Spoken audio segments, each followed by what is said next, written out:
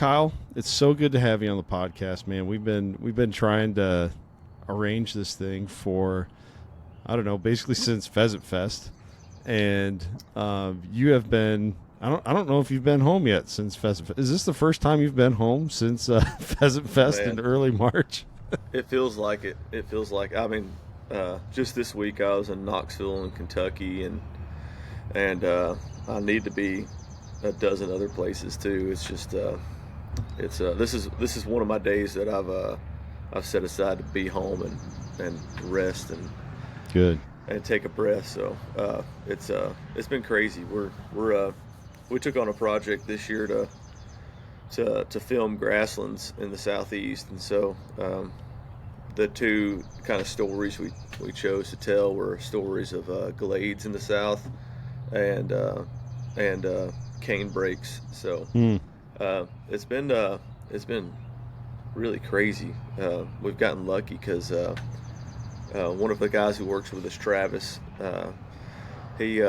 Travis, his farm is like surrounded by the Talladega National Forest, and he has Alabama cane there, which is or the Tallapoosa cane, which is a new species of river cane. If y'all aren't aware, there's four in the U.S. now. All four of them are actually in Alabama, but his whole cane patch across his 180-acre farm, there's patches all over the place on it.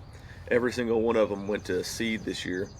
And so Roundstone came down a few weeks ago, and we harvested like 30 pounds of seed that wasn't dry. Wow.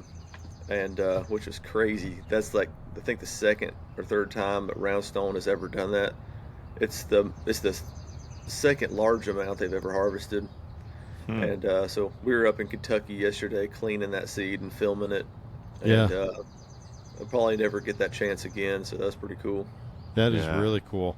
I'm glad you brought that up, because the cane breaks, if you go back into, I guess they'd be journal entries, but like historical documents, firsthand historical documents from really the settlement era of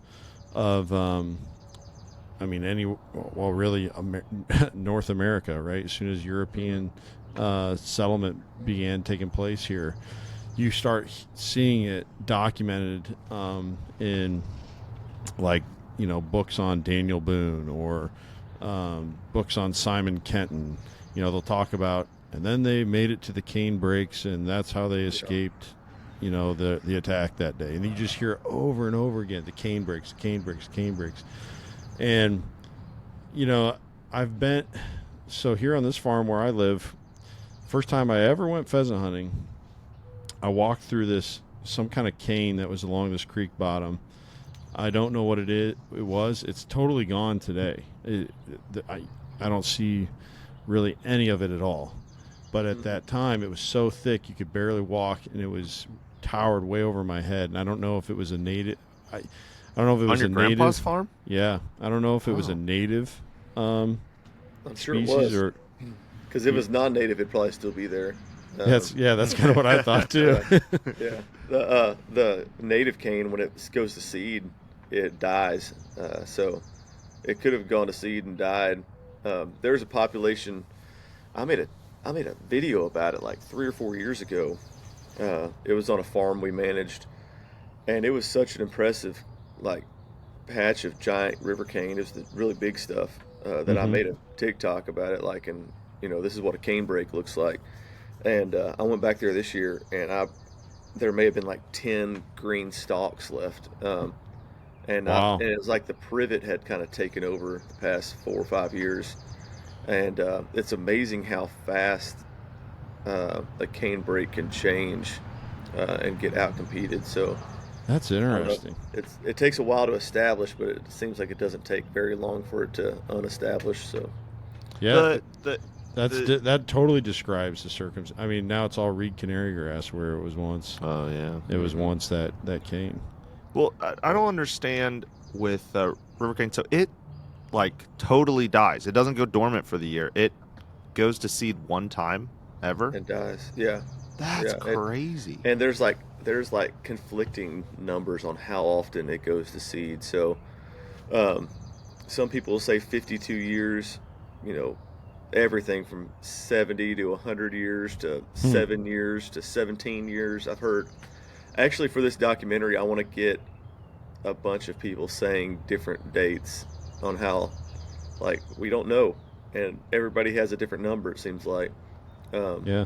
And also something we don't know that I haven't found any research on is, this is something we've observed. Jake has observed in the Piedmont.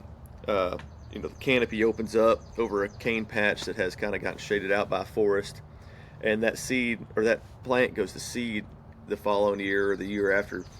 And here in North Alabama, there was a hardwood, like it was a hardwood bottom that had a ton. It used to be just a savanna of overcup oaks, and it had all these water oaks scattered through. Well, one year it got wet, late in the year, and it killed all the water oaks and the willow oaks, and it was just overcup oaks left. So this is back when I was a procurement forester, and we had a timber crew come in.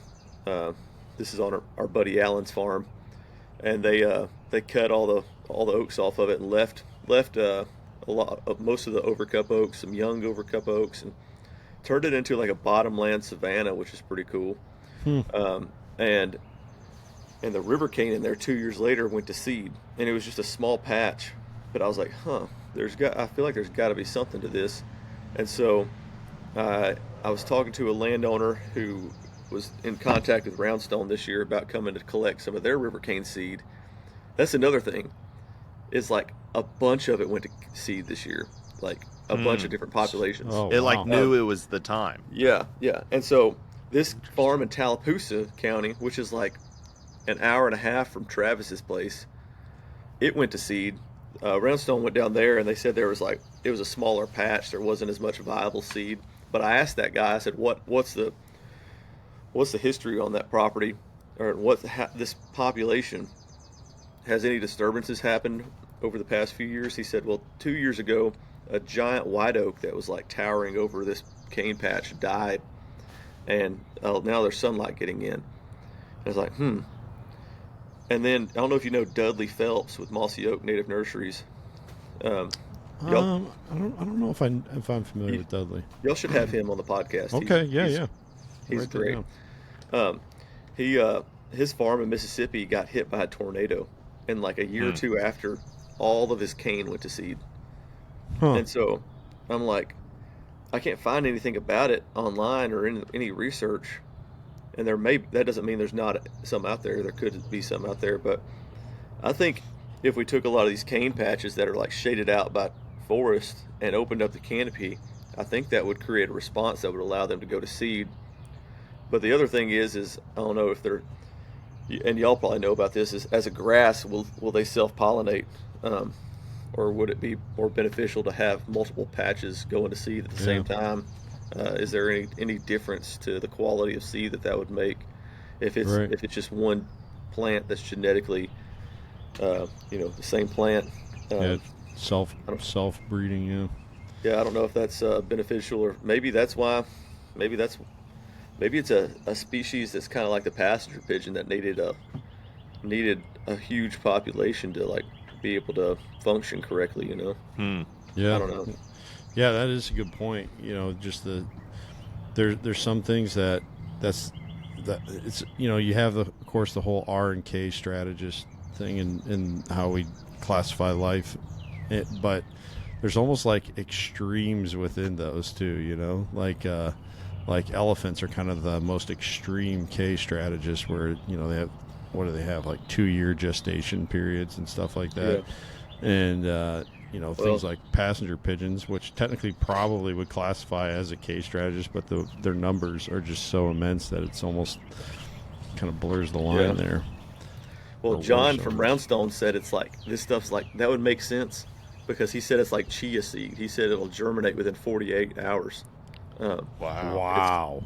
Yeah, so that would make sense. I don't know. He also talks about early settlers harvesting it in such quantities they would fill kegs with it, and they said it made the best beer they ever had. And they'd make bread out of it. And man, holding it yesterday after they ran it through some of their cleaners, like it was just like wheat seed, like very dense. But That's so interesting. I know that it really is. they've done a lot of experiments with tons of different plants on figuring out a perennial that can produce, seed that we can consume every Food year. value. Yeah, Yeah. for food value. And then here we've got this perennial that creates just this incredible seed, and then it Yeah. decides to just die right after it Yeah. produces any Yeah. seeds. It's like, well, shoot. It's crazy. But it seems like we've done zero research on it. It seems like there's still so many Right. questions about it. I don't know if y'all know another name drop, Jesse Askebeck from Feral Foraging. Have you ever seen his stuff? Mm-mm. Well, y'all should check him out. He's local to where I'm at, and Okay. so he came down when we were collecting that river cane seed. So there was a bunch of us. We invited Corley. She works for SGI. Mhm. She's their tribal liaison, and she's a member of the Eastern Band of Cherokee. And her and her mom came down and harvested some of that cane seed with us, which was cool because Yeah. I don't. How long has it been since the Cherokees have Right. harvested river cane seed? But Jesse also came down, and he's a plant nerd and a forager, and his wife's a plant geneticist. Oh wow. And they're on their way down to harvest seed, and she's like, "Which species is this?" And he's like, "The new one, the Tallapoosa cane." She's like, "The rarest one?" And he was like, "Yeah." And she's like, "So you're going to harvest river cane seed that is like very difficult to ever catch in seed, and it's also going to be the rare one?" And he was like, "Yeah." And she was like, "You're gonna make a video of you eating this?" And he's like, "Yeah, yeah." She's like, "You don't see any problems with that?" And he was like, "Oh, now that you say it, like maybe that's not a good idea for me to eat like the rarest seed Yeah. Right. in the Southeast." But I was like, but at the same time, people connect to plants that have Yes. human uses, and I hate it. I hate that. Yep.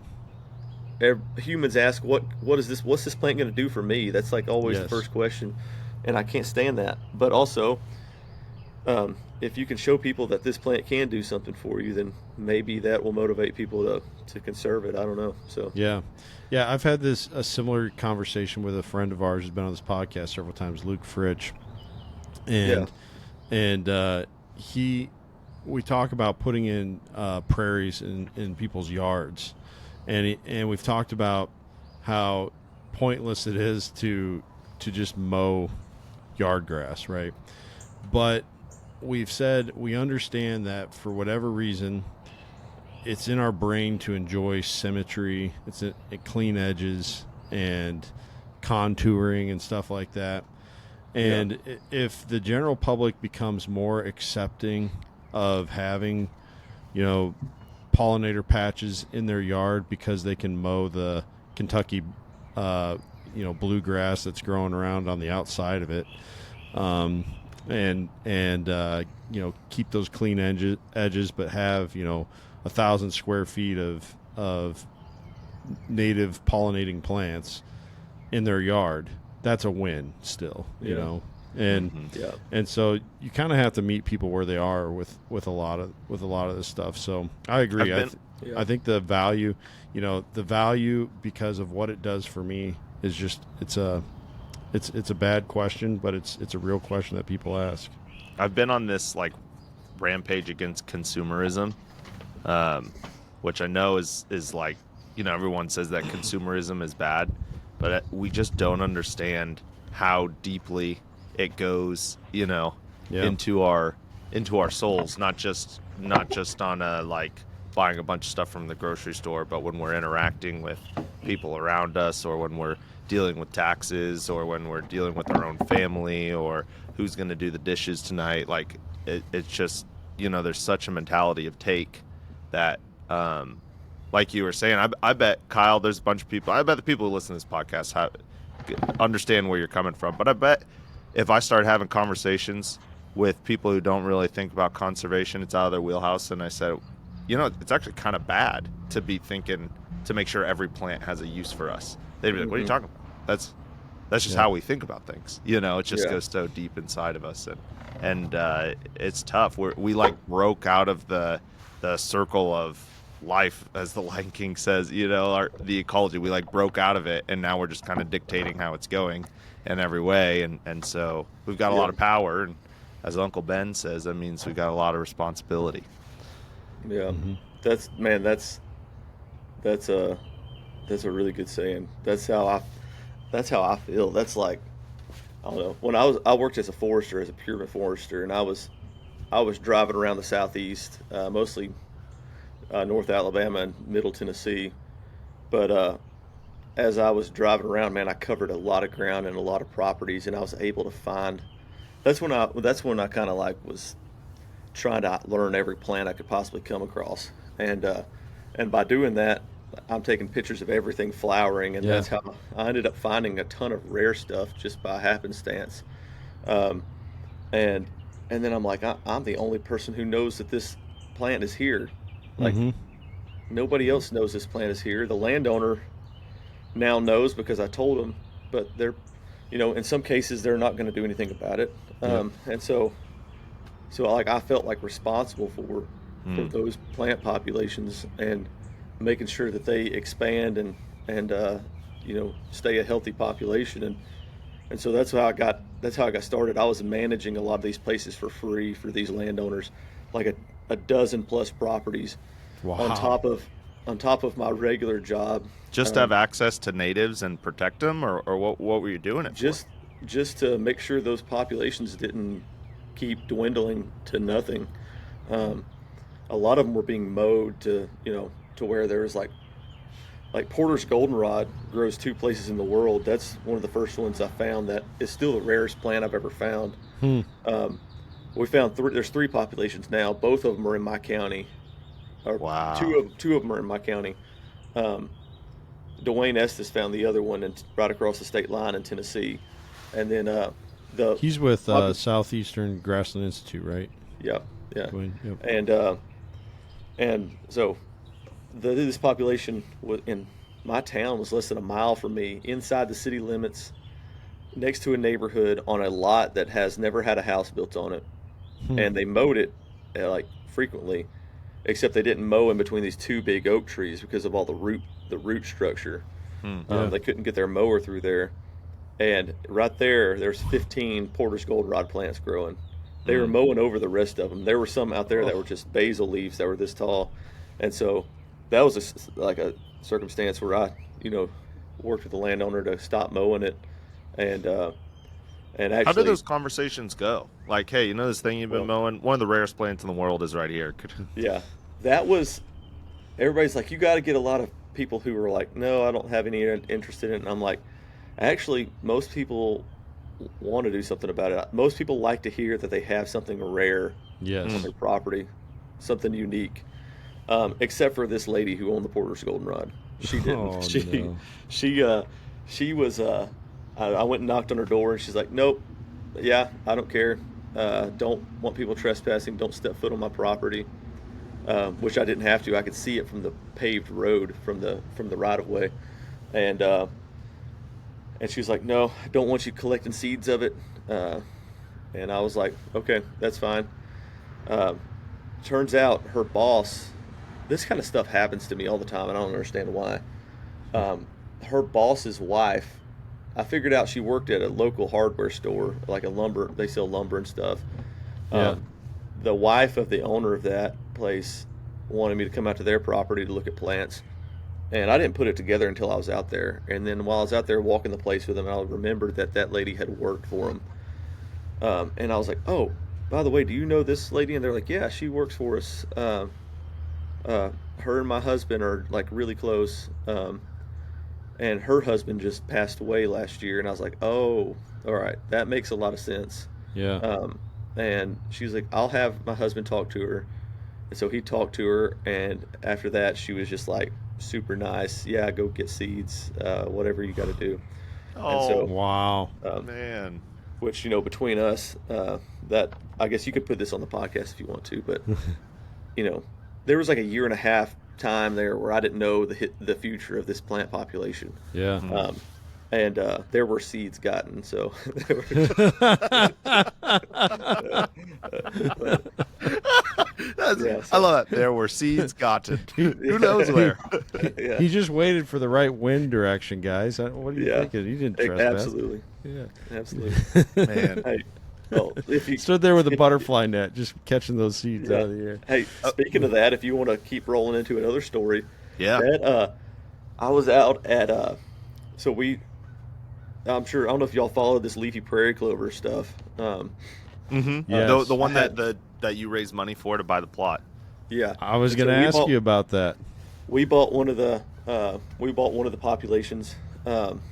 I guess 2 or 3 years ago, I went out with the U.S. Fish and Wildlife Service to meet one landowner in Franklin County that owned a population, and it was that lady moved here from California her place had. I'm making this the longest story possible right now. By the way, No, so this is gonna good. be I like was going to. 10 I had it in my yeah. notes to ask you about this specific. This is gonna be thing. like 10 stories to get to the story that made me Good. think of the wind blowing. So we'll get to the wind blowing here in a second, or maybe an hour. I don't know. But anyways, this lady moved from California, and she had this population of leafy prairie clover on the roadside. County was spraying from one direction, so it couldn't spread that way towards the road. The other direction was just solid cedar, Mm-hmm. And I told her, I was like, so all right, if this is federally endangered. This is a really rare plant species. There's, if you want to call it populations, I know Jeremy French or SGI, they Yeah. use their idea of like a population is like, if it's within a quarter mile of each other, then it's one population. Well, this is just me considering populations being like 200 or 300 yards away from each other. Mm-hmm. There's one property in Lawrence County that has like 7 populations that Wow. are, to me, are very distinctly separated. Sure. They can't ever merge into each other. Mm-hmm. And then this lady had one population in Franklin County, so 8 populations in the state. None of them were being managed. And I'm like, this is extremely rare. We're gonna have to remove some cedars. Nope, had nothing. She wanted nothing to do with removing cedars. And I was like, but these trees aren't supposed to be here. And cedars are everywhere. They're not a Yeah. species of conservation concern whatsoever. Right. Yes, they're native, but they're in an abundance that they're not supposed to be. It's an unnatural density of cedars. And this plant is federally endangered. Only 8 populations in the state, growing on 2 properties. So there's 2 properties with leafy prairie clover in the state. Yours is one of the 2. She said, no, I bought this property to conserve. I'm really big into conservation, and I don't want to cut trees. Oh man. And I'm like, Ugh. I worked on her for like 2 days I spent out there. She was a single mom, had a bunch of kids she had adopted, and then I was like, she's got bigger fish to fry. I mean, she's got a lot going on, and I didn't want to keep harassing her, but so I had to give up on that population. So I called Kevin England, my friend, who's a botanist in Alabama, probably the best botanist in North Alabama, definitely in North Alabama, and I was like, hey Kevin, where's the Lawrence County population of leafy prairie clover? Our population in Morgan County, Harvard used to come down and study it in the 60s. Wow. Which is crazy because that they were even paying attention to that stuff in the 60s, but Yeah. for some reason Why- Why? Yeah. What's up with the leafy prairie clover that we're paying such close, like that they were paying attention to it back then? it's so it's just rare. It's only found in Alabama, Tennessee, and Illinois, and it grows on limestone, and it's like the largest, showiest of the prairie clovers. It can get twice as tall as the other ones. Wow, but, that's awesome. No worries. This place near me called McKendree Glades. It's just a big limestone complex. There was some growing there, and somehow Harvard found this glade in the 60s, and they had done a bunch of studies or a bunch of research there and collected plants and stuff. Anyways, there was a population there that got destroyed. Sometime after the 60s, the county sprayed it on the roadside. Roadside spraying killed this entire population. So I was like, Kevin, where's the populations in Lawrence County? He said, well, this property right here has them. You can see them on this roadside. And so I'll go and look. And the landowner is a forester that I know who also buys land. And so I call him and I'm like, Stan, hey, this is Kyle. I saw you on this property. And he's like, well, I did own that property. I sold it to another real estate company. And he's like, I can put you in contact with them. So I called them, and they were like, well, we did own it, but we sold it to these investors in Virginia, and we're currently trying to sell it for them. So I was like, well, if I raise money for this plant, can I put that money towards towards this property to come in and do habitat work to like open up the canopy and something? And they're like, no, but you can buy some of it. And so I was like, well, all right, shifting gears. Yeah. We started trying to make an effort to buy some of it. And turns out we discovered a new population on the place that made it 8 populations. And this is the largest one in the state. Like it had like 1,000 plants, this is also one of the only ones that we still haven't conserved. So we've conserved now 6 of the 8 populations of leafy prairie clover. Wow. And this is the biggest one is one that we're still trying to get conserved. But anyhow, we bought one of them. I had a friend buy a couple other populations next to our place, and then another friend bought a few more populations on some power lines. Actually, Alan has a big population, or he has a population on a power line too that's just really nice. And so we've got fire and canopy opened up on all of those now, 6 of them. Wow. And so that's pretty. Are they thriving? Yeah. Oh yeah. Do you collect seed on those and try to plant them anywhere else? I know they need really specific conditions, but they do. So we're finding them at they're on these limestone escarpments off the Cumberland Plateau. So like the Molten Valley is real flat, and then you have these little mountains of limestone out scattered throughout the valley. And at the base of those mountains, it's like 700-foot elevation, all of them. And they like that. They like the base where water seeps out of the mountain. So that they like those conditions. They're kind of picky about that in the wild. So yeah, I've been spreading seed as they go to seed on the property. I just collect it and then just go drop it. If you try to grow them, you got to put them in the refrigerator for like 3 years.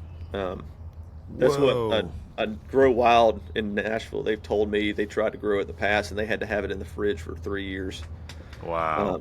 Wow. So anyways, it's been spreading. Is it like, so purple prairie clover is a really small but very hard seed, and it'll show up years and years later in the ground? Is it got a similar seed to that? Yeah, they're almost identical, the seed heads. Interesting. But you know what this is kind of sounding like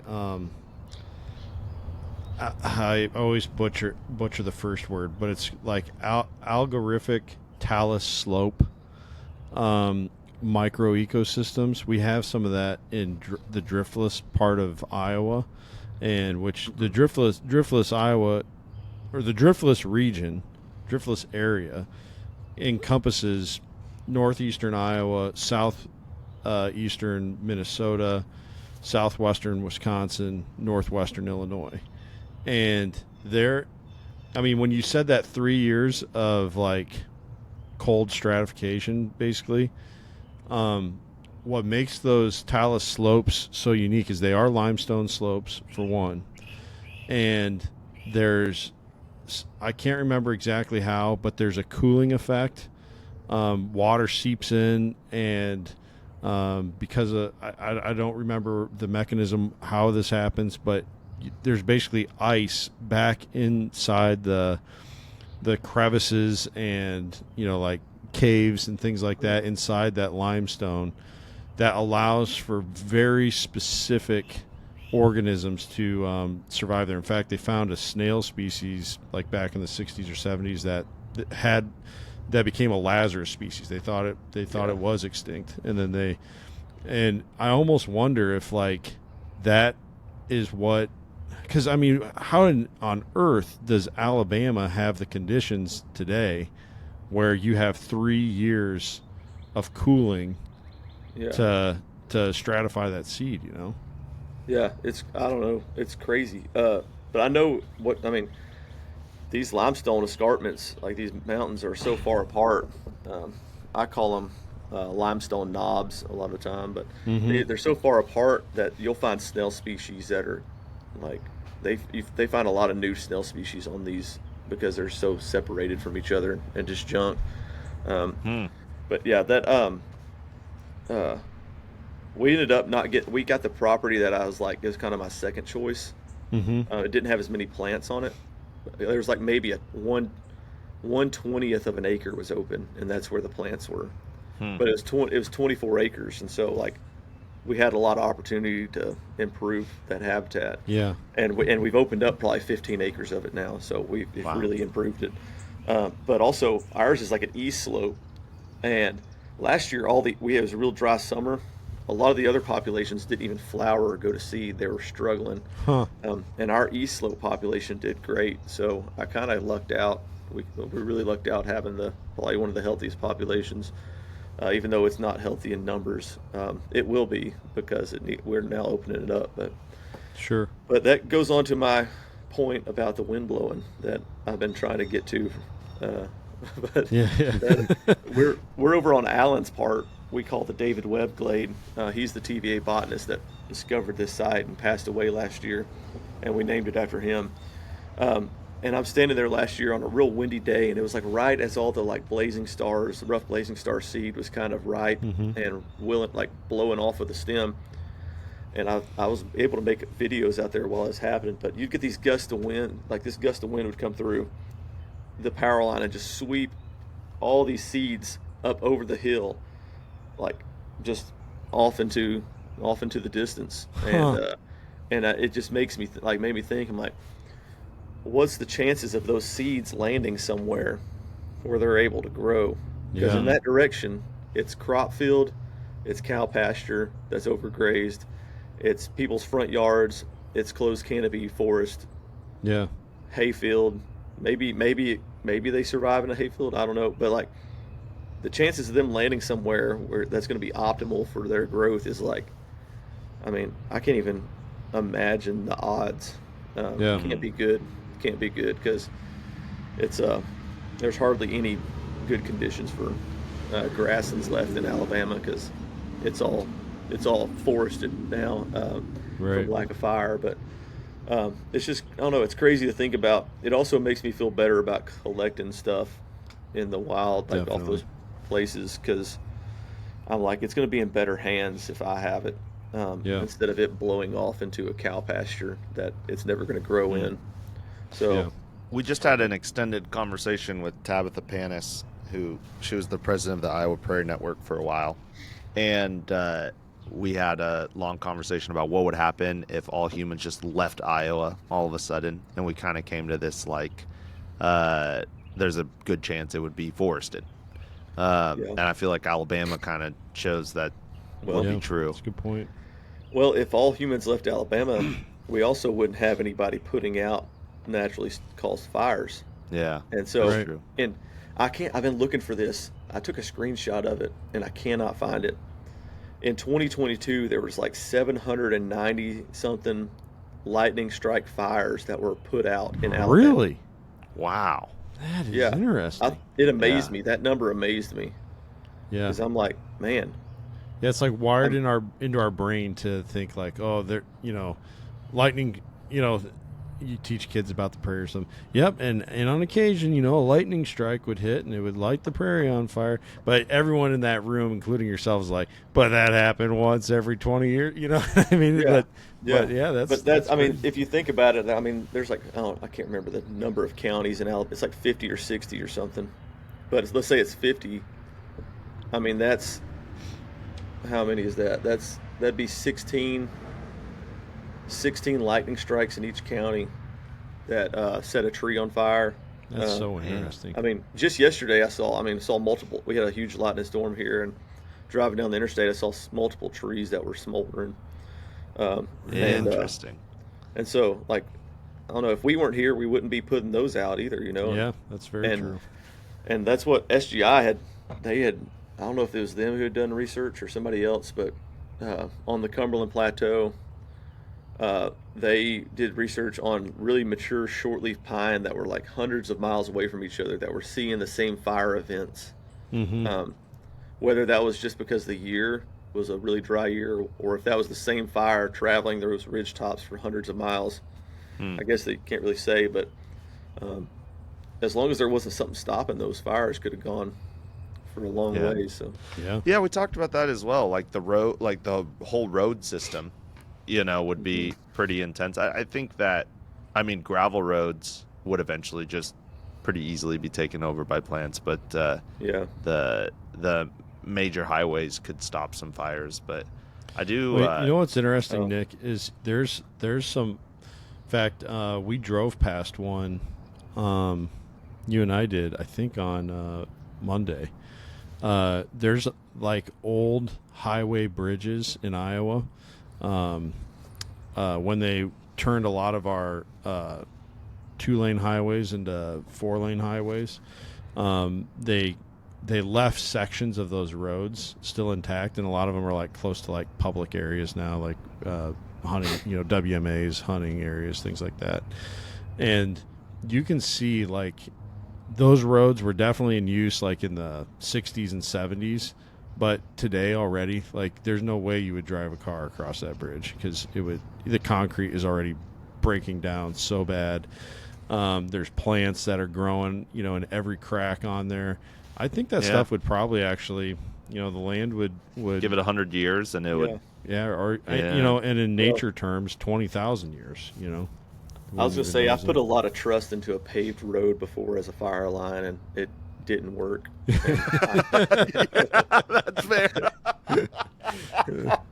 So I've had man. it was like 2 years ago. It was one close to the house, so I was just like, man, you still get lazy, and it doesn't matter how long you've been doing it.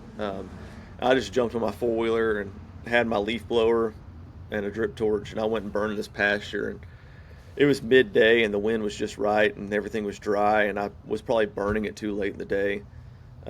Jake was there, but he was just there in like his slacks and not his fire gear. He had like sandals on or something, and I had some embers just roll across the road and light up a patch on the other side, and I had to go over there and blow it out.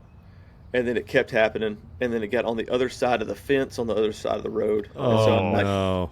And so I'm like jumping the fence with a backpack blower on my back, and I just busted on the other side. I like face plant, and I'm like leaf blowing it, and like Jake's like, I'm calling Jake. I'm like, I have my AirPods in. I'm like, help now, like fire, help. Yeah. And I'm like choked out on the smoke. Yeah. He got there, and we had it put out, and it was like maybe a tenth of an acre, but luckily it was the brother of the guy who we were burning for, so Okay, yeah. he didn't care, but we got lucky. Yeah. But yeah, those roads, you put a lot of trust in them, but it doesn't take long for an ember to just blow right across that pavement and the other side. So we actually, strong winds have never been and we've never had something get out of hand because it's basically always no wind or very little wind, where it can change really easily, right? If it's a strong wind, it's not going to just change all of a sudden. It's really barreling in that direction. But the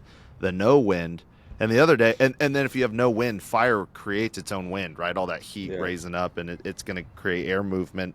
And then all of a sudden, you've got a light breeze going in the opposite direction that it was going. And we've had a couple things not go well with that. I don't trust calm days when burning. I don't trust them one bit. No, it can get away from you when you least expect it. I know that. Fire will humble you. It'll humble you fast. But it's also at the same time is like, I hate to say easier, but it's like it's easier to implement on your property than people think. Like I don't want to scare people away from using fire. Right. But also like when you let your guard down, it can get away from you. As long as you have the tools to fight it, you're usually good. So. It's crazy how much of doing fire is prep, like back burns and wetting down areas and stuff like that.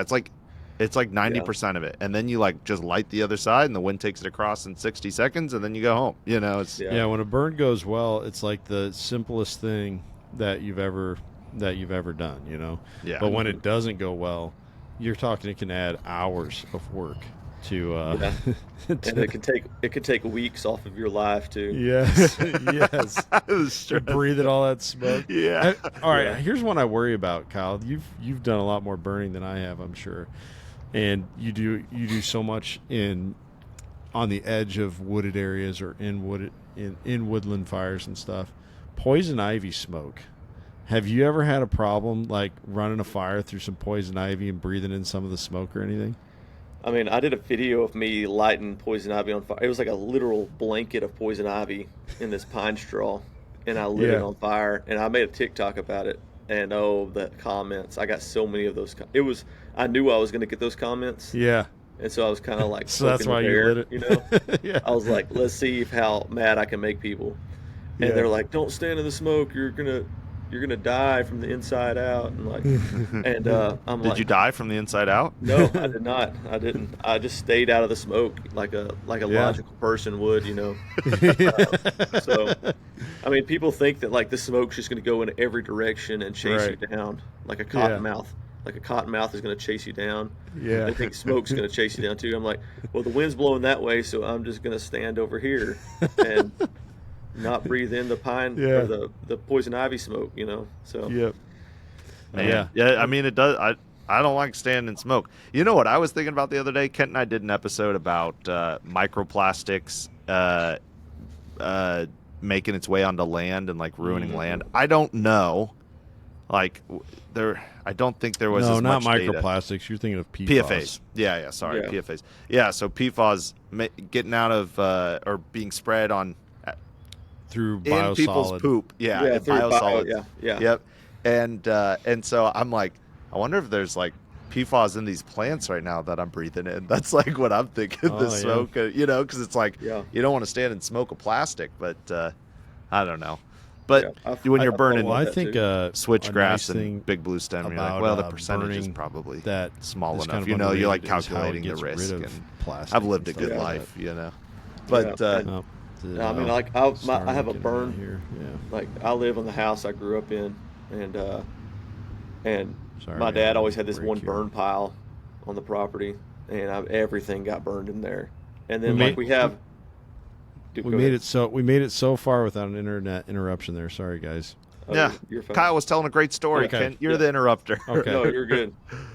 We have this one burn pile that we always used, and my dad would probably burn anything and everything in there.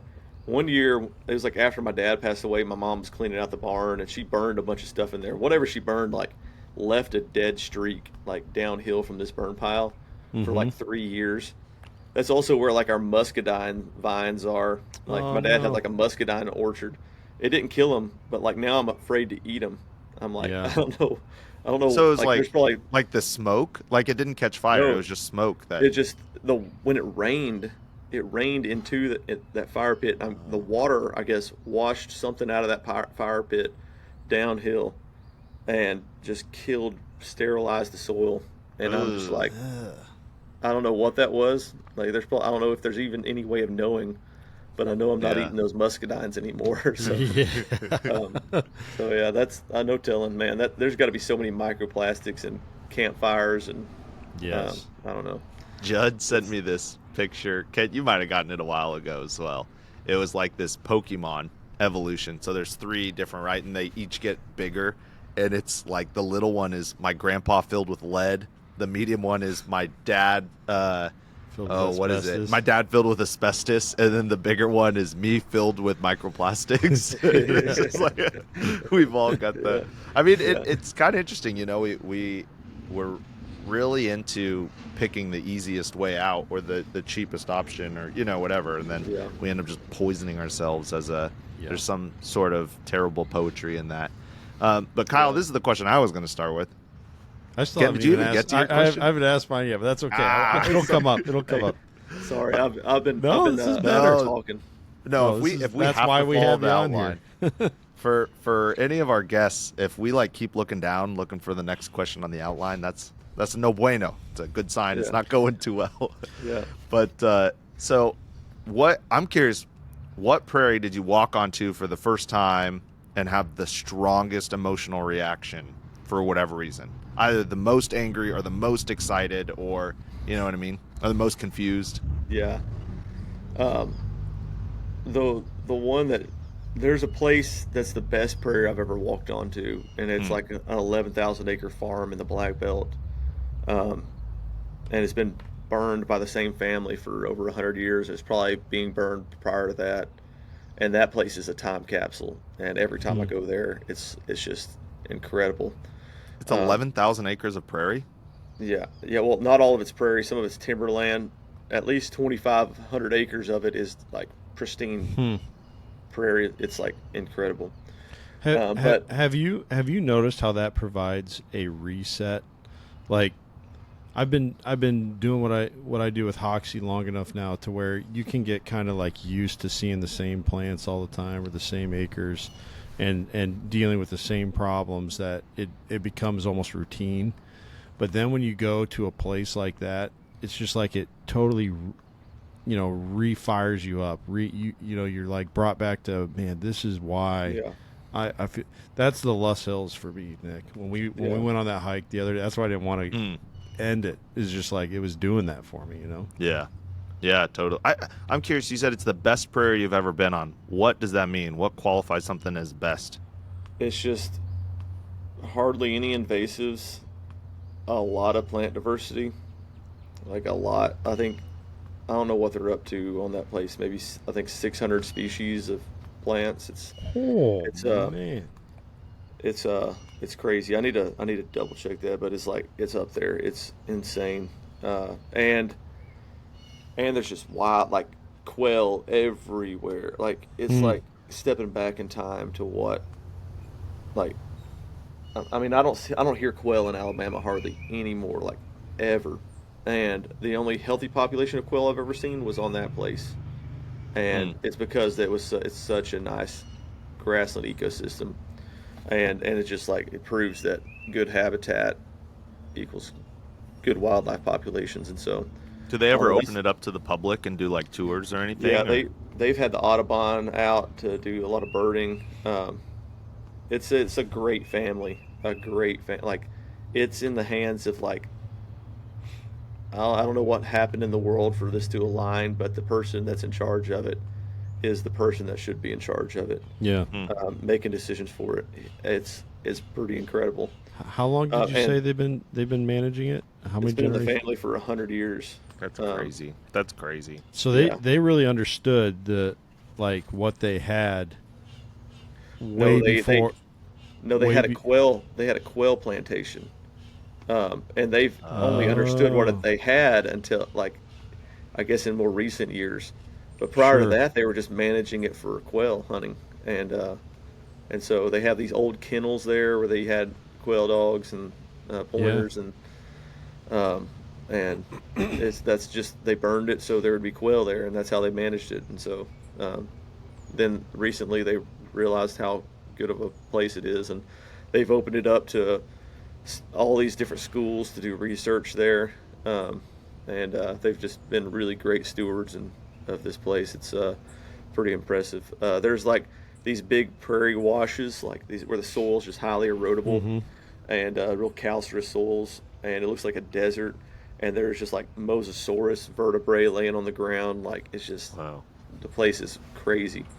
Um, How tall is it? Wild Horse Prairie on Instagram. It's Okay. Wild a horse Wild prairie. Horse Prairie if you want to follow them.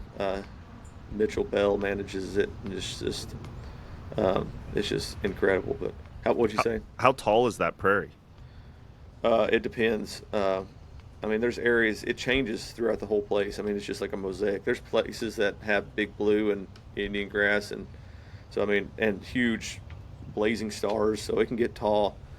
I mean, I saw like an 8 or 9 foot blazing star there one time. Wow. It was like Wow. towering over my head. It That's was crazy. crazy. Um, but the place that shaped me the most, uh, my neighbor growing up had 40 acres about 10 minutes up the hill from us on the edge of the Cumberland Plateau, and he's let me hunt it since about 2013.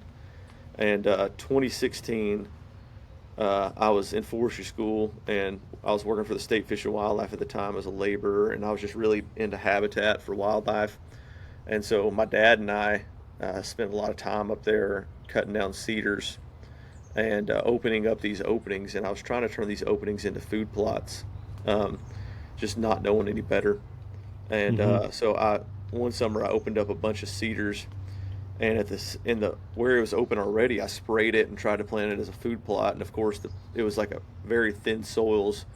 Yeah. I even tried to bring in compost and like make the soils thicker, or just try to make it healthier. As so I Right. thought, um, and the food plot failed. But where I cut down those cedars around the edges of the field, um, it was I came back the next summer and it was just color everywhere. The first thing I noticed that I was like, I don't know what this is, and as a forester, I should know what this is. Was rattlesnake master. I saw Hmm. rattlesnake master there, and I was Hmm. like, "What in the world is this? This is so distinct. Yeah. How have I? How do I not know what it is? It's like it just seems like iconic, like more iconic than a magnolia or like a Yeah. you know a hosta or something. I'm like, Yeah. how do I know what these are? But I don't know what this is. This thing's crazy looking. Yeah. It And looks then like it there's comes from another planet. yeah, and then there's butterfly weed everywhere. There's liatris everywhere. Gray-headed coneflowers. Um, this place is covered in just some of the rarest. It's one of the. It may be the best remnant that I managed to this day. Like it's really good. And so I posted those pictures online, and Kevin England, who's a local botanist, saw it, and he messaged me. He said, "Where is this? I need to see it." So I brought him out there, and he was just super excited about this place. That's cool. It's a limestone barren halfway up the Cumberland Plateau, and it like they terrace these like Mm-hmm. flat limestone terraces. They just like work their way down. It's just a really cool habitat, and we've been restoring it for ever since. But um, I like unknowingly opened up and restored a limestone barren, and that area that I sprayed and tried to plant as a food plot, it's back to its former glory now, and just That's good. yeah, just a really cool place that Probably a really relief for you. yeah, it was. Yeah. But that's when I was like, I mean, it was eye opening. I was like, dang, Right. I was trying to manage this for wildlife by planting one or two species in a food plot mix Right. when there's hundreds of species here. Like, what am I even doing? Like, how is Yeah. this better for wildlife? Like, and that made me realize how wrong we had it. Yeah. Do you see the Especially as a whitetail hunter. browsing it? Oh, the deer are out there every day, like How every single day. how would you say that compares to like uh a perennial like habitat that has tons of food for whitetail? How does that compare to just planting a species or two as a food plot? Yeah, so I mean, here's the thing: is throughout the growing season, they're going to have something there that's palatable to them all summer long, all Mm-hmm. from spring to fall. Yeah, there might not be something green there in the wintertime, but that's not what deer are adapted to eat anyways. Like Right. it doesn't have to be green for a deer to eat it. Like deer Right. in the winter, their diet switches over to browse, woody Mm-hmm. browse, where they're eating the ends of stems and the buds of a plant. Like it doesn't have to look like a golf course for a deer to want to eat it. Yeah. And actually, that can only be so much of its diet, anyways. A food Mm-hmm. plot can only be so much of a deer's diet. Most of their diet during that time of year is still going to have to be acorns and nothing. I said acorns, and Yeah, I did you was hear how? like, Yeah, I was like, did you hear how he said that there, Nick? You got that. That's yeah. he's Well, definitely from. He's I definitely from was Alabama. Yeah, yeah. but I was trying acorns, to be polite about how yeah, wrong he was pronouncing it. yeah, yeah. But acorns and woody browse, and so that's their, you know, I think of, I don't know, like, I don't know, greens like the food plot and like the leafy browse. It's Yeah. like eating a salad to a human. Mhm. Mm-hmm. Acorns and woody browse is like the bowl of chili with all the carbohydrates. Like Yeah. you don't want to eat a bowl of chili in the summertime. I don't Right. know, y'all may, but like I don't want to eat No, a I bowl know. of chili during the summer on a hot Right. day. Um, I'm gonna eat that during the winter time. Like it's a good winter food. Like that's that's how I see uh, food plots, anyways. And I think they're, of course, a deer's gonna use it, um, but deer are generalist species that could survive in a HOA if they wanted to. You could put them in an HOA and they're going to do just fine. Humans can hardly But survive in an HOA, man. yeah, but a deer can. And so why are we managing for something that could live anywhere when we could be trying to manage for quail, a specialist species, Yeah. and be benefiting all species of wildlife: deer, turkey, quail, rabbits, squirrels, grouse, songbirds, pollinators.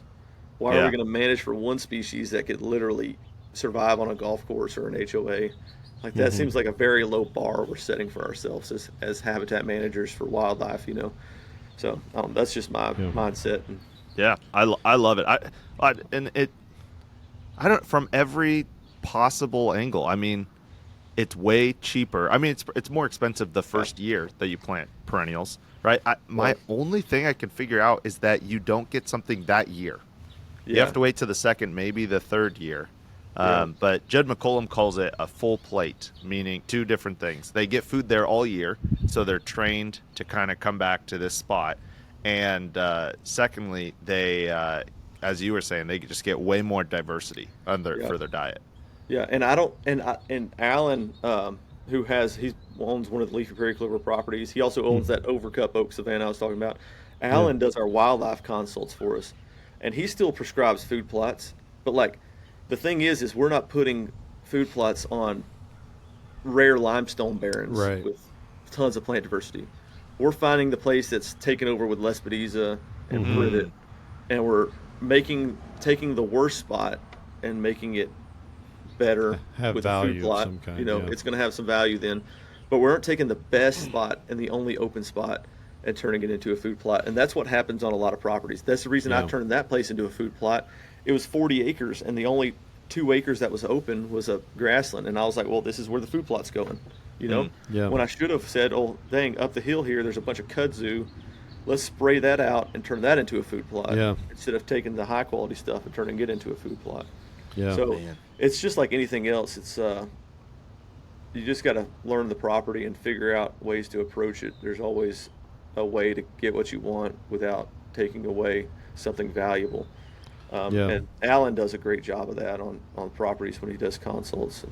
While we're on this topic, we have quoted you no less than 35 times in the 200 and some episodes that we've recorded, 260 episodes or whatever, on something you said on Mark Kenyon, who's been on. It was about politics.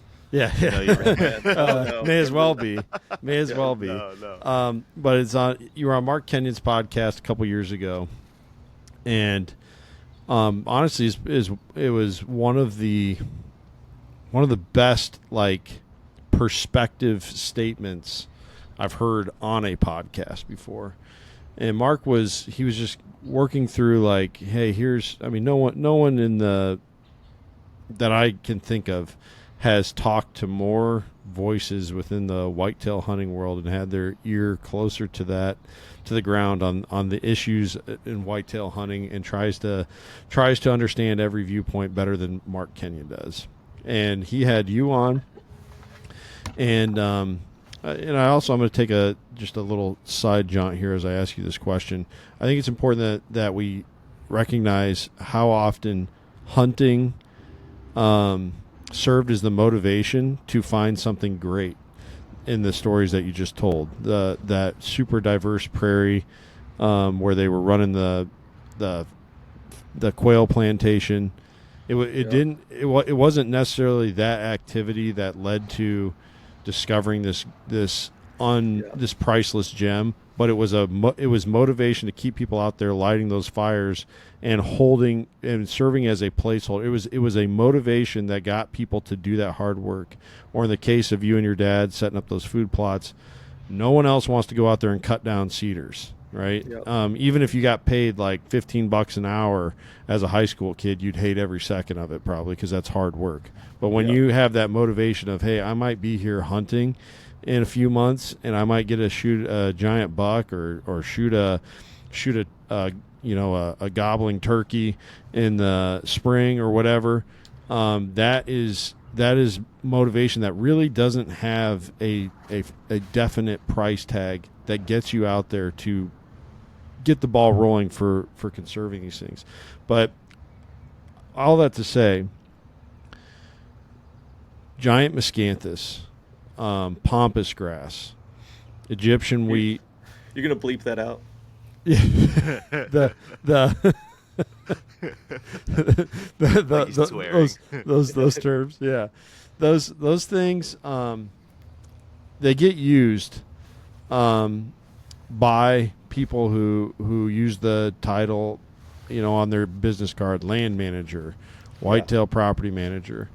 And I don't think they're used as much anymore, thankfully, because I think I had a gentleman just come up to me at the coffee shop, maybe Tuesday or last Friday, something, and he was like, "Hey, can you get me this?" And he showed me a picture of miscanthus on his phone. I said, "Hey, it's around, but no, I can't. We just stick with natives here." Yeah, and you have people that will still argue till they're blue in the face about, "Yep, you can come to my farm. You can see how it's not a problem here." And you can,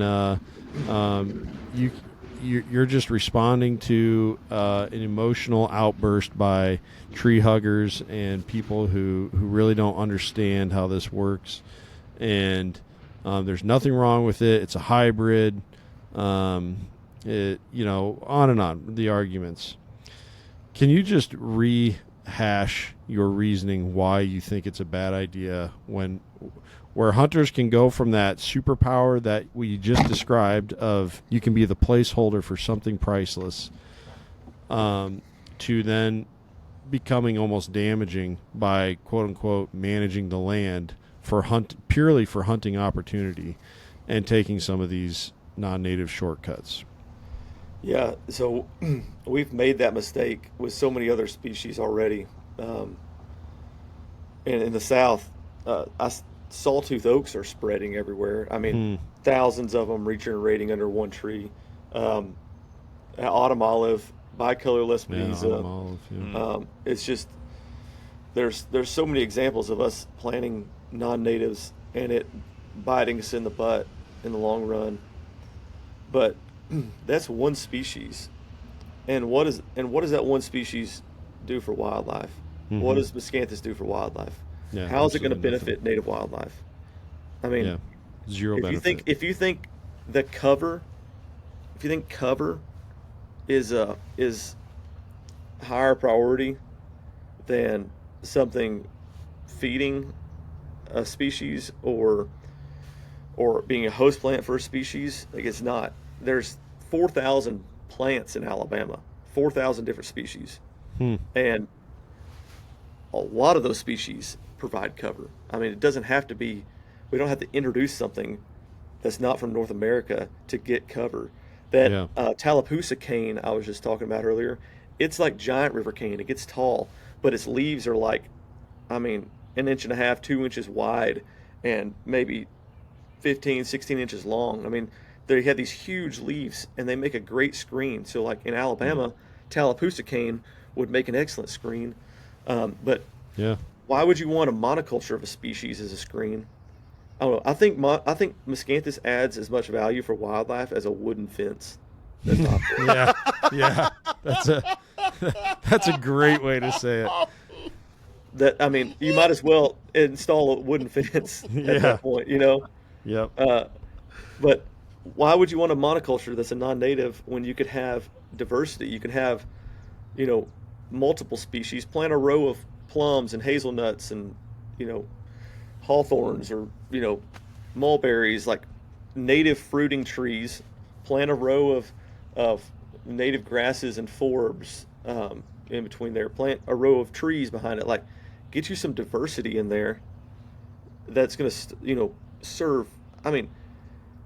I'm having a hard time of thinking of one purpose that miscanthus, one role that it's going to fill for a species of wildlife. Yeah. Like as a host plant, as, something that a species can't get anywhere else. Yeah. But say you plant a row of oaks, you plant a row of plums, hazelnuts, hawthorns, mulberries, fringe tree, rusty black haw viburnum. We can go forever on shrubs, dogwoods.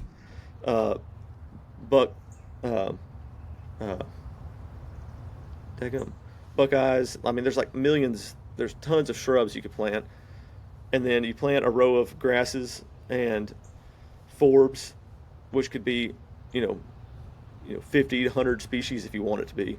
Right. I mean, let's just say you plant 10 species of wildflowers, 3 species of native shrubs, and 3 native tree species in a row. Yeah. I mean, the amount of insects and wildlife species that depend on those. I mean, we'd be here all day listing them off. Mm-hmm. And those insects that use those as host species are going to be food for turkey and quail and songbirds. And like, it's just the fruit that they make is going to be food. Yeah. The cover they make is the type of cover that wildlife species have in North America have been adapted to for thousands of years. And so you don't have to worry about, is it going to serve a function? It has served the function for these wildlife species for tens of thousands of years. What more proof do you need? Right. I mean, this is a species that isn't even from North America, and we think that it's going to fill a void that, these species that have been here for tens of thousands of years aren't filling. Like, it's just crazy to me. Like, it's just not even close to which one should I choose. Right. And then you got to talk about the aspect of, like, my worst critic is myself, but the worst critic, I mean, I don't know. This is going to be like the most Alabama redneck quote that will be like on my gravestone someday. Like, my worst critic is myself, but for my worst critic will be my grandchild one day. It's going to make no sense, but y'all understand what I'm trying to say. I know what you mean. But the quote will make zero sense as I say it. But, I don't want my grandkids to look at me one day and be like, "Why did you do this?" Why? What were y'all? Well, that's just what everybody else was doing at the time. Yeah. I thought, we thought that it was gonna. They were all sold out of wooden fences at Home Depot. Yeah, they were all. It was easier than planting a wooden. It's easier than digging post holes for a wooden fence. Yeah. I don't know. I want to be the best habitat manager I could possibly be for the landscape, because I think wild places deserve it. Wildlife deserves it. And I don't want to take a chance on being wrong. And I know I'll never be wrong by planting something native. Yeah, that's a great point. You won't be wrong. Like, yeah, maybe, I don't know, maybe you could be like a little bit wrong, but you're never going to be 100% wrong to where generations from now people are going to be mad at you. Right. It's like Aldo. Yeah. Aldo Leopold planted like pine trees on his farm, like in like too many pine trees in like a really large density. Like, yeah. That's not the world's biggest mistake, but introducing an invasive non-native that is going to affect your neighbors and affect future generations, that's a pretty big mistake that I'm not willing to make, Yeah. Well, everyone's, our friend, a mutual friend for all of us on this podcast right now, Doug Duran, he said something that I think of almost every time every time I make a decision like this, is he says, I know what the hunter gets. Well, what does the land get? And if you can't answer that, that's like ingrained in our brains. Yeah. Doug say that. The miscanthus can't answer that question. It literally cannot. What does the land get? It's silence. There's no answer there. And I think that if we take that simple question and apply it to all these decisions, and some of those things are much more. You plant a bur oak tree here in Iowa and say, what does the land get? Well, how long do you got?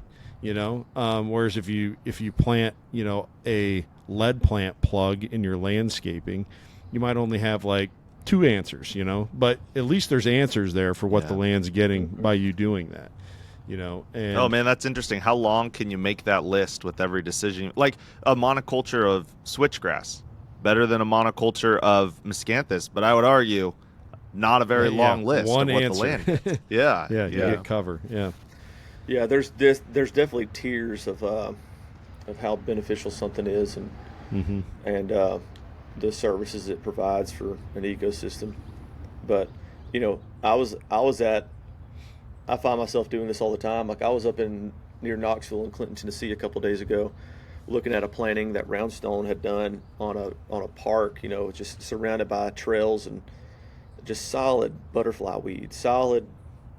I mean, just bergamot and horse mint and downy sunflowers, and looks incredible. Like looks really really good. Like maybe one of the best wildlife plantings or wildflower plantings I've ever seen. And I also found myself like, well, here's what you could add. Like I'm already like this is the best one I've ever seen, but I'm also trying to figure out how can we make it better. And I don't know. Like I always find myself doing that, and then I'm like, well, I hope I'm not offending this landowner by like, well, you should actually be doing this too. Like, and it's not that. It's just like I'm always trying to like, how can we just continue to do better and make like a 10 out of 10 and 11 out of 10, like. And you can absolutely do that. Like when you've got a species of 25, you got a 25 species mix. I think it'd be cool to go in later on with some plugs and like add in some clumps of like wild white Yeah. indigo over here, or like do a little patch of Queen of the Prairie or whatever over here. Like there's a bunch of there's a bunch of ways that you can like improve upon something that you've already made that's really great. And If you I had a think prairie like that, could you just, early in the season before everything's up, you could just add in plugs and water it for a little bit and yeah, oh, yeah, absolutely. I mean, even if you have to go in and like kill off a little section, Hmm. just like stomp out the competition for a while, and then plant those plugs. Yeah, you can absolutely do that. I've done that to most of my property. I mean, mine was uh, my 3 acre pasture was a cow pasture, and I've slowly been burning it and getting rid of a lot of the invasives. And now it's like mostly native grasses and meadow beauties and blue-eyed grass and lyre-leaf sage Oh and like man. kind of like not low quality, but things that could. Yeah, these aren't your like old growth prairie species that are. These are like your short-lived things that come back to the landscape really easy. And Hmm. so now it's that, but I've gone in and added plugs of stuff over the years that have now spread. Like, man, I planted rattlesnake masters plugs, wild white indigo, uh, different um, rudbeckias, Mm. Joe Pye weeds, gama grass, blue stars, and like all of those milkweeds, all of those are spreading. It's not just all of those have Yeah. turned into not just one plug in the ground. They've grown and they've dropped seeds and have like reproduced, Yeah. and uh, and so it's like a way slower way of planting a prairie. But like, um, I could have gone to Roundstone and sprayed the whole thing and planted it in a Roundstone mix, Yeah. and and if it had enough invasives out there, that's what I would have done. mm, But I saw like a glimmer of hope in that, and like I'm glad I did, because there's my pasture has Tennessee yellow-eyed grass, which Mm. is federally endangered. It has Rudbeckia palustris, which is only like 3 populations in Alabama, Wow. and so um, it's one of those things where on your property find the lowest quality site, and that's the site you make better. Make the best of your property better. Also make the worst of your Yeah. property better. And so on mine, I just went in and added plugs and let things kind of spread around on their own. And it's all local ecotop stuff that I've just collected off roadsides. Um, but at my mom's place, her pasture is a hay field, and it's got every invasive in the county on it because these hay farmers have just moved them around to every Hmm. field. Perilla mint and Johnson grass and mm, bahia and Dallas grass and every other type of invasive grass you can imagine. And so on hers, there's no chance. I mean, there's some good stuff in the seed banks on the edges. I mean, blue curls and different uh, St. John's worts, and there's some good stuff on the edges. But in the middle of this hayfield is just garbage, and it would. That's what I did to my pasture wouldn't be an option on hers. So we'll be spraying the entire thing and killing it off, and going in and drilling natives, and which will mm. be nice because your results are going to be a lot faster than mine. I've been working on mine for 7 years, and it's not even close to where I want it. But Wow. Sure. Wow, yeah. It's not a quick fix. I know some people they kind of like, ooh, when I tell them it won't come up for 2 years, Yeah. You know, let alone. something I'm gonna try on.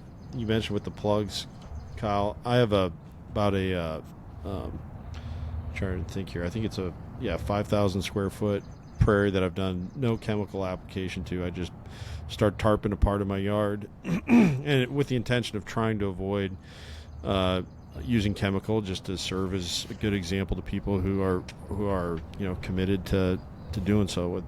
But I've found that now that I'm a couple years in, like there's these like Dutch white clover. I have a major problem with that right now.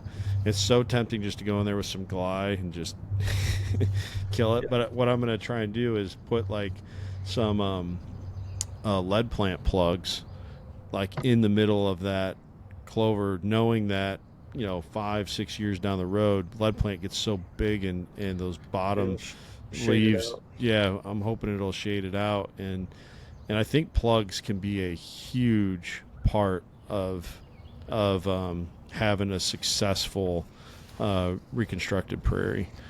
Yeah. So I think it's a great point you make. I did a lot of that early on.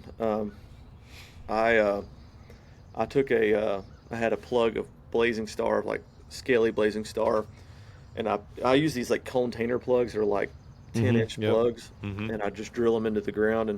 And so I was out in this planting, and I drilled it into the ground and planted this plug. And I came back like 2 months later. Something had pulled the plug out of the ground. It was laying on top of the ground on its side, and the plant just rooted and grew that way. Wow. I was like, what? Crazy. It's crazy how tough some of those grassland species are, but Yeah, that's yeah. cool. that worked Yeah. like that. I know. Man. And man, the only other thing bad about plugs is if you got a deer problem, they stiff them out, man. They stiff them out and they hammer them. On Alan's place in Tennessee, I'd traded him. Uh, my wife wanted chickens. We traded a bunch of chickens for a bunch of native plugs one time, and he took those plugs to Tennessee and planted them on his farm, and the deer ate his rattlesnake master. They, like, Whoa. I mean, which is like that would be the last one I would think that deer would Yeah. eat. But they ate the rattlesnake master, which is insane to me. But they ate it all. So it's That like- is But that is he said it's 3 years listed later. it's listed as a species that deer avoid too. Yeah, That's no, deer will crazy. eat anything. So is That's Indian. crazy. So is pink root, like Indian pink root. Okay. What is that? Is it Cicericium maybe? I can't remember. I'm not really Anyways, familiar with that species. they uh, they eat the mess out of it. It's like they say that it's deer resistant and the deer won't eat it. Every single one on my place is browsed. Like I don't. So Wow. I'll write that one deer will down. literally eat anything. So Do you? Yeah, because people call about a deer resistant mix, and specifically, I guess Ken and I have talked about just using scent. Right? They don't like the strong scent, Yeah. like the mints and stuff like that. But they seem to just like life. So if you've got a bunch of life and it's surrounded by cornfields, it might not be that resistant. It might actually attract them. So I don't know. yeah, that's where we need to plug the Hoxie wooden fence Yeah. for deer resistant native plantings. There we go. Dude, that's so Oh, funny. man. That's so funny. Man, Kyle, I've got like 20 more things that I need to ask you. So we'll have Well, to do I'll it be again sometime. Yeah, I'd be happy But- to come back on. Oh, maybe absolutely. maybe Yeah. this winter, man, I'm like wide open, like so I could. Man, come that's here the 4 or 5 times classic probably. farmer. Like, oh, don't worry, I'll Yeah. get to it this winter, and then they're Yeah. like booked all winter. Yeah, then I'm booked all winter. It's like Yeah. the what loggers do is they 2 week you to death. They're like, hey, when are you going to move on Oh, to yeah. our place? Oh, it'll be about Oh, 2 yeah, we weeks. Just talking about 2 that weeks. this morning. Yeah, 2 weeks Uh. comes around. It'll be 2 weeks, and then they just 2 week you to death. And that's probably what I've done to y'all. But man, it's No, been no, the we craziest understand. spring. It's been. We totally get it. And I also wanted to be. I gotta man, I get drained pretty easy, like just mentally, and just driving and traveling does it, but just working on these projects does it as well. And Yeah. I didn't want to come on here and record when I wasn't at full capacity. So We Well, appreciate that. we And appreciate you working us into your schedule, man. you've been Yeah, so awesome. This has been fantastic. Man, we didn't even get to Yeah. the beginning of the podcast. Yeah, Crazy. yeah. I still got my question, but I'm saving it for next So, time because it's a good you- it's a good I mean, lead in. I can try to answer it fast if you want me to. No, It's- we it's got a a- better. We it's got a a better. long. It would be a long one that would be kind of introspective and historic and everything else. So I can tell you what it was going to be after we That works. And but you're gonna it would- leave our audience hanging for a Yeah. year. That's right. Well, you know, Maybe- here's what I'm hearing. Kyle lives in Alabama, and he said he is available this winter. Nicholas, I don't know if it's in the budget, buddy, but Alabama in the winter doesn't sound half bad. So You know, Yeah, come down. I used to go to Alabama. I mean, for like 5 years, I went once or twice a year, and then all my friends moved away. I had a friend in Coleman, and then he Yeah. moved to Birmingham, and then I had a friend in Atmore. The friend in Atmore moved to Norway, which is the opposite. He hates the snow. He like called me like he got married to a girl from Yeah. out there, and he like called me all the time, just like complaining about the snow. And then my other friend moved back to California. But it's a pretty awesome place. I really like it. I'm like 15 minutes from Coleman, but Oh, yeah, Alabama's awful. Do not move here. Coleman is the most racist town. You can edit that out. But that's what I tell everybody, and I'm not that far fetched either. So wow, that's Alabama's horrible. Don't come here. We're at full capacity with awful people. It's only the worst people that mispronounce acorns. yeah, that's why I went and visited all the time. Dude, that's so funny. man. All right, so ending question. If you could snap your fingers and change one thing about the world, what would you change? And it doesn't have to be related to prayer. It can be, but it doesn't have to be.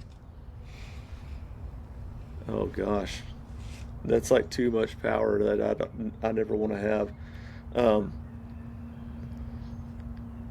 Oh man, yeah. This is probably not a good one. I could probably think of 20 that are better than this, but personally, I don't know. I would like to see Alabama 250 years ago, 300 years ago. That would be that's probably the poorest use of that gift. But I would like to see Alabama 250 years ago, 300 years ago, with bison and I don't know how long it's been since prairie chicken were here, but we had prairie chicken at some point because they found bones and caves on the Tennessee River. But I would just love to see what it was like before it was all gone, and because that's like the biggest thing is like there was species that I feel like would have been here, like in the Molten Valley that I know are like on the Cumberland Plateau, like echinacea. But there's like I found no examples of it in the Molten Valley, but I'm like it had to be here, but it's just we've just probably farmed it to death. Like it's just it's probably just gone and used to be here. And so I don't know. There's a lot of answers I could answer for myself by seeing what this place looked like 300 years ago. So It's not a bad answer at all. And I think I think there is some hubris, and I carry it, to think like something that I know could fix this world, right? Instead of Kyle's just like, I just want my little part to be better. My little world here, I'm just doing and that is awesome. I think it speaks very, very highly of you, and is part of the reason you do make a huge influence in the world around you, and we really, really, really appreciate it. Well, I used to be in Alabama jealous of you guys out in the Midwest because felt like y'all had native plant, like seed producers and books on native plants, and like if every time you looked up anything on native plants, it was like all from the Midwest, and and I was like, there's nobody in Alabama doing it. And so I just like you got figured it out on my own for the most part. So we appreciate. I think everybody should, do that for their region and the plant communities that exist there. It's worth the time and effort to figure out how to best manage your area and what natives existed there. And we need more of that at a local scale, I think. Yeah, Absolutely. So that's real. Well, we really appreciate your time, Kyle. For anyone listening, don't forget that we are sponsored by Hoxie Native Seeds. Dad pays all the bills. He's paying Kent and I right now to interview a hero and a friend. So thank you, Dad, for doing that. If you guys are looking for native seed in the Midwest, HoxieNativeSeeds.com. Native pasture, backyard prairies, CRP, all the stuff. But we appreciate it. Kyle, thank you so much. You've inspired so many people. Native Habitat Project, that's what it is, right? Native Habitat Project on Instagram, TikTok. He's a big deal. He's very funny on there, and he's very informative. He's not to be overlooked. If you only follow 100 people, he should be one of them. And we had a great time. For now, thanks for joining, and don't forget, just like Kyle is making a huge difference in a very thoughtful way, conservation happens one mind at a time.